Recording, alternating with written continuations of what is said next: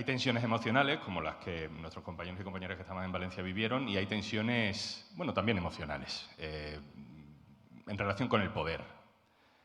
Caso Cifuentes. Raquel, Ignacio, imputados, llevados a juicio por Cristina Cifuentes.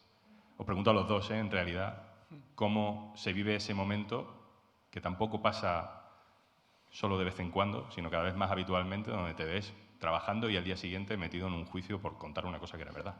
Yo creo que la primera vez se pasa peor, ¿verdad, Raquel? Sí, yo lo pasé mal. Yo lo pasé un poco mejor que ella, que Raquel, porque yo ya tenía experiencia. Ya me había pasado más veces lo de estar noches sin dormir porque estás asustado, porque vas a tener que ir a un juzgado, porque te acusan de un delito, porque te piden cárcel.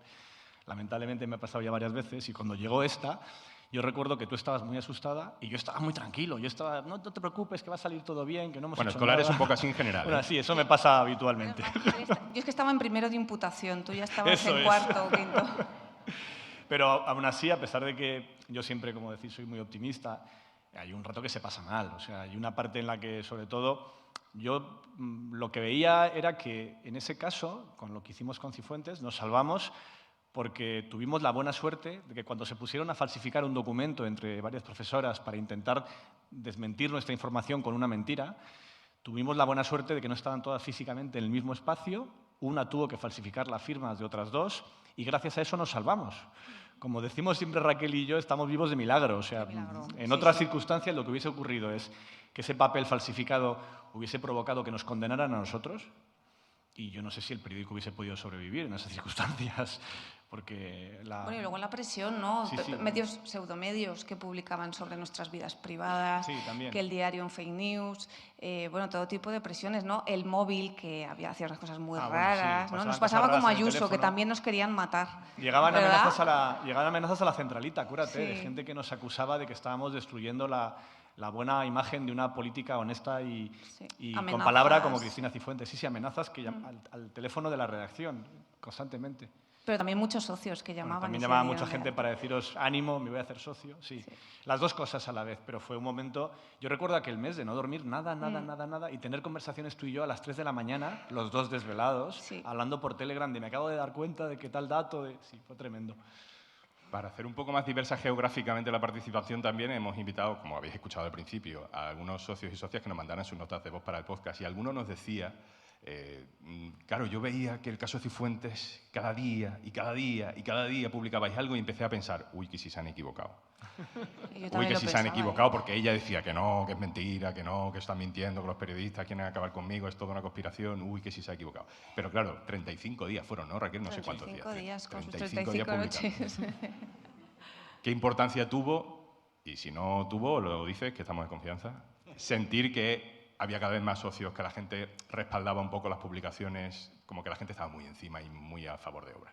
Hombre, en ese momento fue esencial, ¿no? Porque la máquina de la Comunidad de Madrid, con sus jueces, fiscales y medios de comunicación, hicieron una campaña para salvar a Cifuentes y eso era clarísimo, ¿no? Y salvar a Cifuentes era hundirnos a nosotros. Entonces, sentir que había gente que nos seguía creyendo, que ya había momentos que solo los socios casi eran los que nos creían, ¿no? Porque todo en la asamblea se decían mentiras, nos pusieron 2 querellas.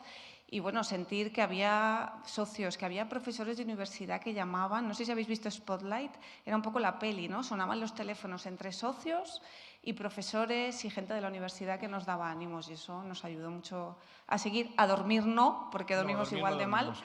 pero a seguir sí. Raquel Ejerique, gracias. Gracias.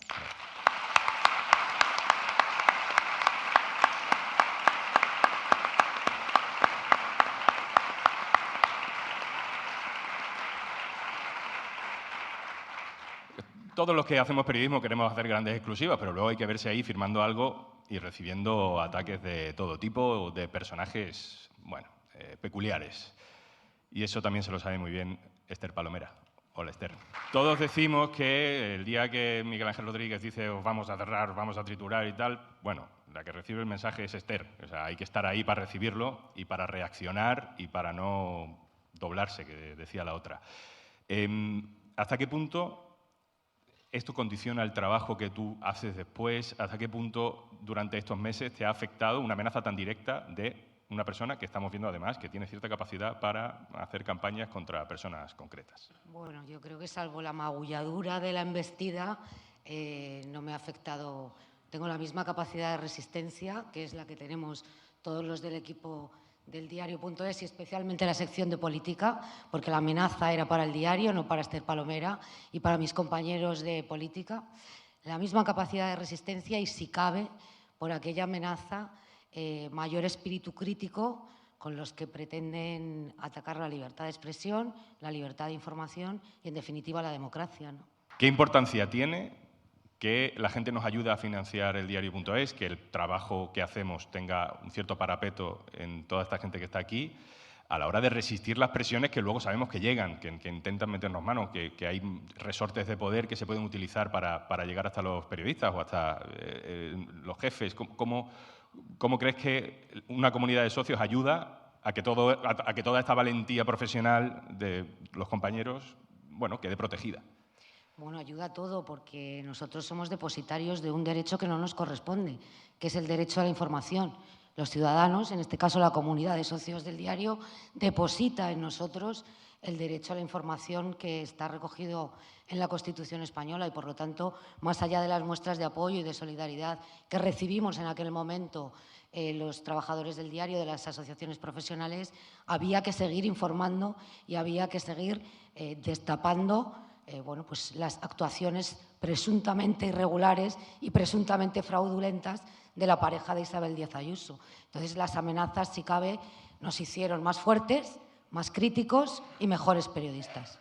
Publicado en su integridad después de que el Partido Popular pusiera en duda las amenazas diciendo que faltaba contexto y que no habíamos publicado todo, y después de que el propio Miguel Ángel Rodríguez la filtrara a otros medios que también la publicaron, por eso la hemos publicado. Cualquiera la puede leer, está publicada en la portada del diario.es, está también en la web de la cadena SER, está en un montón de medios y creo que es, en fin, es indiscutible lo que hay en esa conversación. Son insultos y amenazas directas a todo mi periódico, al diario.es, por publicar unas noticias que evidentemente a la presidenta de Madrid no le gustan nada y también a la propia periodista Esther Palomera. Creo que es bastante intolerable y bastante claro. No hace falta tampoco, en fin, ningún tipo de contexto más que el que aparece en esos mensajes, pero si alguien quiere más datos, la propia Esther ha publicado un artículo detallando cómo son las conversaciones que ha tenido en el último año con Miguel Ángel Rodríguez, porque esta no es ni siquiera la primera ocasión en la que le insulta. Sí, la primera en que, además de insultar a Esther, amenaza a todo mi periódico con el cierre.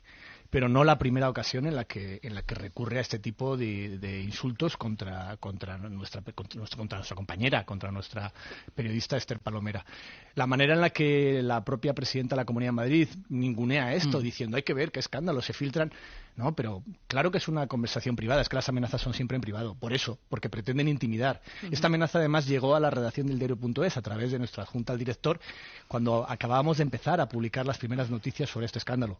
Evidentemente era un tema muy incómodo para la presidenta de la Comunidad de Madrid, como se está viendo ahora, porque después mintió, porque ha seguido mintiendo, porque tiene muchas explicaciones que dar. Para mí la fundamental no es el delito fiscal de su pareja, es la casa en la que vive. Una casa de 2 plantas. Nos habían dicho que era un piso, en realidad son 2. El de abajo está a nombre del marido, el de arriba está a nombre de una empresa cuyo administrador es el abogado de su pareja. No es su marido, es su pareja. Y son en total 350 metros cuadrados en la mejor zona de Madrid. Eso se ha pagado con el dinero de un defraudador fiscal. Y es relevante que la presidenta de Madrid, que gestiona los impuestos de todos los madrileños, esté disfrutando de los beneficios de un fraude fiscal. Claro que es informativamente relevante. Precisamente la seguridad de que esto ha sido así, yo les anuncio que ya he interpuesto una querella criminal. No me he querellado, señor Gabilondo, como ha dicho usted, contra ningún medio.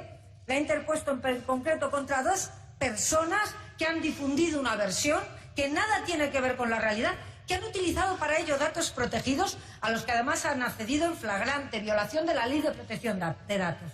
Precisamente por eso yo he solicitado además que se realicen las pruebas periciales pertinentes para aclarar todos los hechos y también quiero anunciarles que simultáneamente he solicitado un acto de conciliación previo a la presentación de otra querella añadida por delitos contra el honor. Miren, señorías, en política no vale todo, porque creo que la política, como la vida en general, debe estar sujeta a unos principios elementales.